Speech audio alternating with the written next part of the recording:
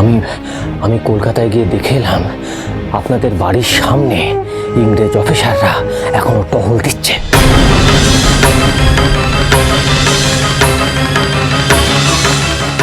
কিভাবে কিভাবে নিস্তার পাবো এই ইংরেজদের গ্রেপ্তারি থেকে? কবে যে আমরা ফিরতে পারবো কলকাতাকে জানো।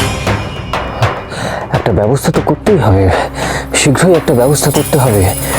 তবে কিনা তার জন্য কিছু টাকার প্রয়োজন। কত টাকা? আসলে কি জানেন, ইংরেজ সরকারের নতুন একজন অফিসার এসেছে। আপনাদের কথা ভেবে আমি একটু যেচে করে তার সাথে যোগাযোগ করতে গিয়েছিলাম।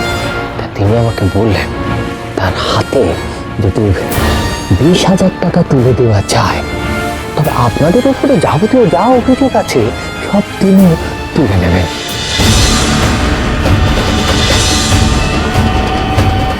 সে তো খুব ভালো কথা, কিন্তু এতগুলো টাকা পাবো কোথায়? একটিবার ভেবে দেখুন, ভালো করে একটু ভেবে দেখুন। এইরকম সুবর্ণ সুযোগ আপনারা কিন্তু আর পাবেন না।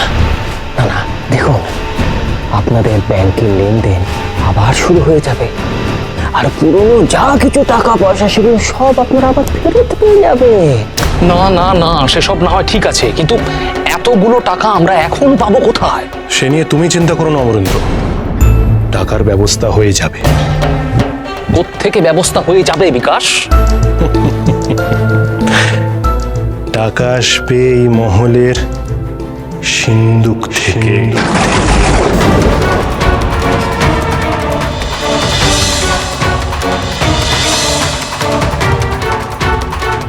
পাপিষ্ঠ, দুরাচারী!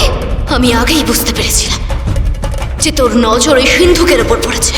তুই কি ভেবেছিস তার পিঠের এই সহজ সরল মানুষদের তুই ঠকাবি?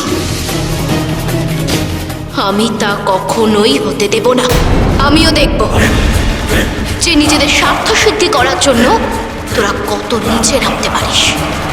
তারপর তোদের এমন শিক্ষা দেব যে জীবনেও তোরা তা ভুলতে পারবি না।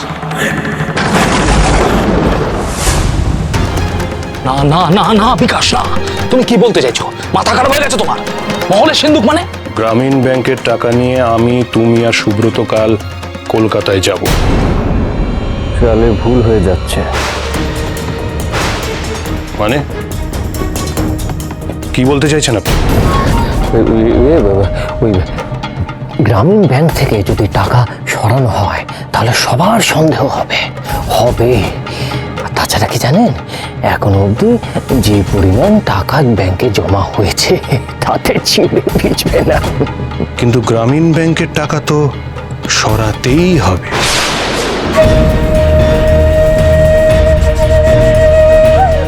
সেই সঙ্গে মা তারার অত দামি দামি সোনার গয়না তো আর মহলের সিন্ধুকে থাকতে পারে না। সেসব না হয় আমাদেরই পুজোয় লাগুক। হ্যাঁ,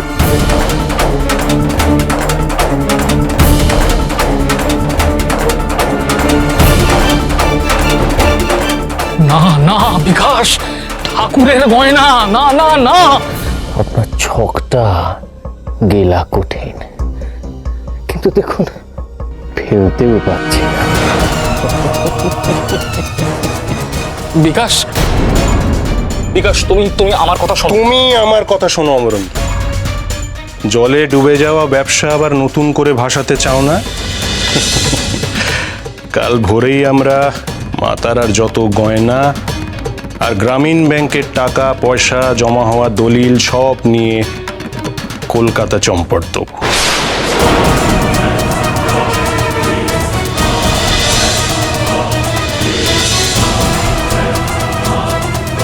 বিকাশ, শোনো শোনো বিকাশ, অমন কাজ করতে যেও না। মা তারার অলংকার। বিকাশ, বামদেব যে একজন প্রকৃত সিদ্ধ সাধক তার প্রমাণ আমরা পেয়েছি।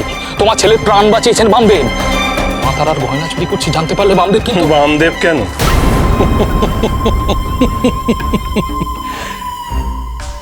কেউ জানতে পারবে না, কেউ না। আর যখন জানতে পারবে তখন আমাদের কেউ দোষারোপ করতে পারবে না। কালাচাঁদ মশাই, আপনার কি কোনো ধারণা আছে মা তারার গয়নার কত ওজন হতে পারে? বিলক্ষণ, তা ধরুন 7-8 তো হবে। 7-8? তার বেশি হতে পারে। কিন্তু ওই গয়না বিক্রি হবে কোথায়?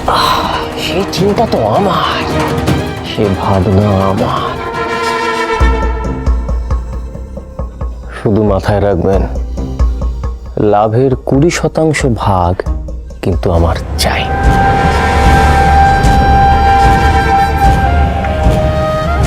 কি হলো, কিছু বলছেন না যে? কিছু ভাবছেন? আরেকটা অমূল্য বস্তু আছে এই তারাপীঠ মন্দিরে, সেটাও যদি বিক্রি করা যেত। আমি মা তারার ব্রহ্মশিলার কথা বলছি।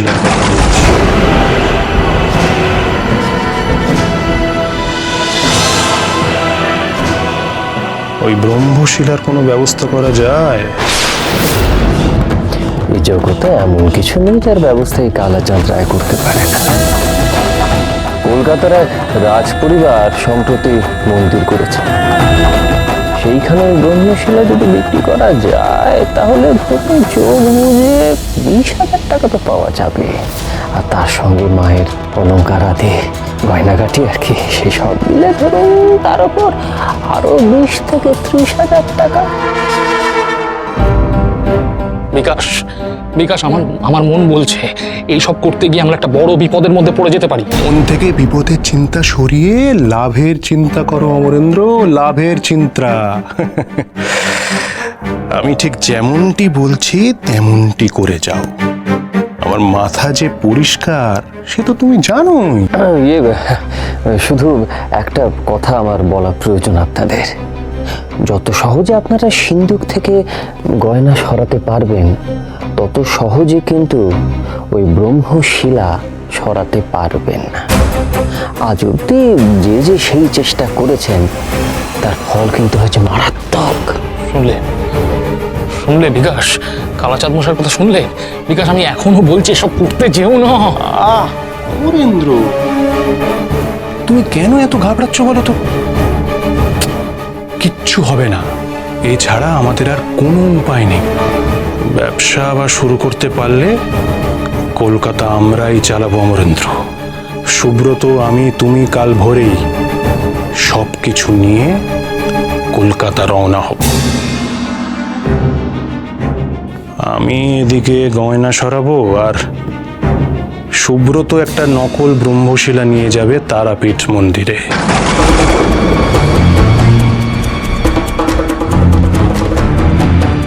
আমি শুনেছি ব্রহ্মশিলা স্নান করাবার সময় বামদেব ঠাকুরের চোখে কাপড় বাঁধা থাকে। এই সময় মন্দিরে নকল শিলা রেখে আসল শিলা নিয়ে আসবে সুব্রত।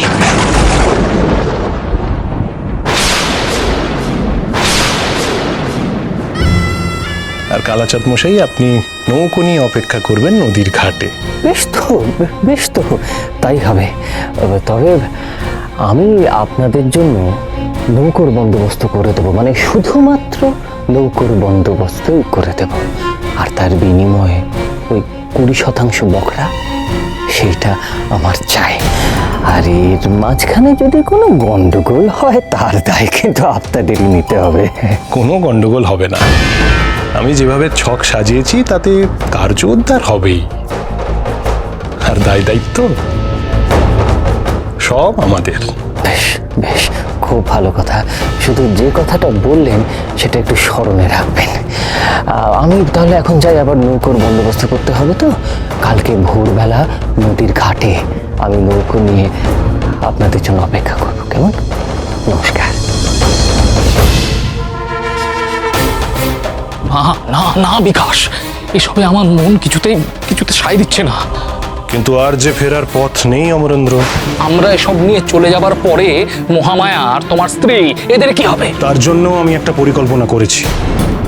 তারা এখানেই থাকবে, কেউ বুঝতেও পারবে না যে আমরাই এই গয়না চুরি করেছি।